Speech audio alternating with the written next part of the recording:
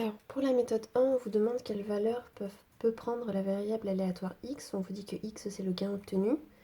Donc, les différentes valeurs possibles pour x sont soit une perte de 2 euros, donc moins 2, soit un gain de 5 euros, donc 5.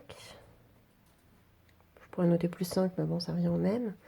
Soit on ne gagne ou on ne perd rien, donc 0.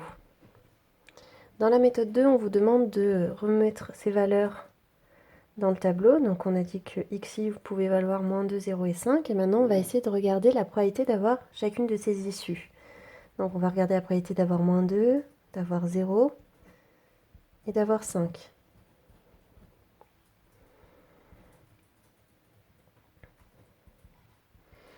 Donc on perd 2 euros si on obtient 1 ou 2. Sachant que c'est un dé à 6 faces, ça veut dire qu'on a 2 possibilités parmi les 6. Donc on a une chance sur 3 d'avoir moins 2.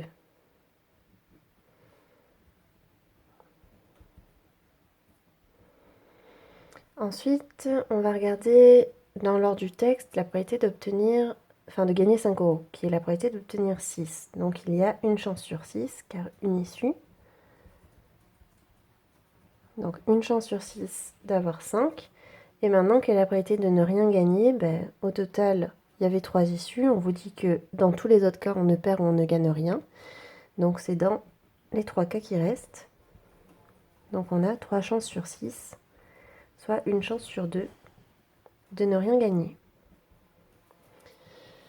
On arrive maintenant dans la méthode 3, pour laquelle on vous demande de calculer l'espérance, la variance et l'écart type. Alors déjà, pour calculer l'espérance, alors je vais tourner l'écran pour que vous puissiez tout voir. Donc pour calculer l'espérance, je vais avoir besoin de me servir de ce tableau ici.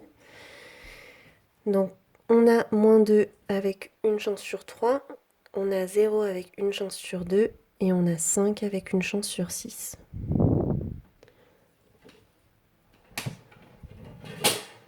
Alors on prend ensuite sa calculatrice, on calcule ça.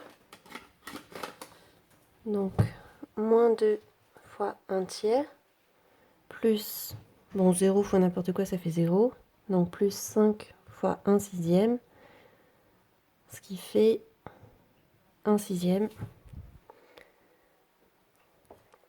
soit à peu près 0,17. Ça veut dire que si on joue un grand nombre de fois, on peut espérer gagner 17 centimes d'euros en jouant à ce jeu. Ensuite, on va calculer maintenant la variance. Donc pour trouver la variance, on va faire l'écart à la moyenne. Donc l'écart entre moins 2 et 1 sixième, qu'on a une fois sur 3, plus l'écart entre 0 et la moyenne, qu'on a avec une probabilité 1 sur 2. Et enfin le 5, l'écart entre 5 et la moyenne, qu'on a avec une proba d'1 sixième.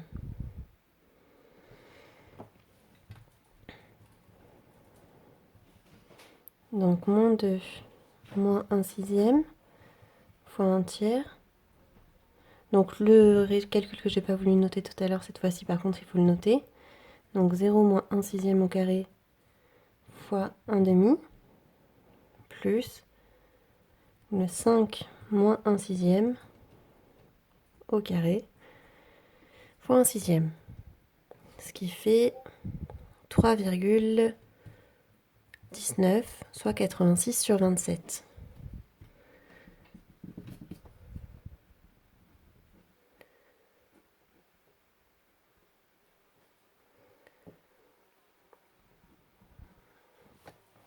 Et du coup, l'écart type,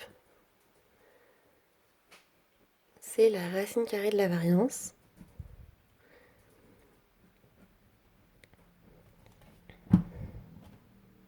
Donc racine carrée de 11, ça fait racine de 258 le tout divisé par 9, soit à peu près 1,8. Donc il y a un écart assez petit entre les gains possibles.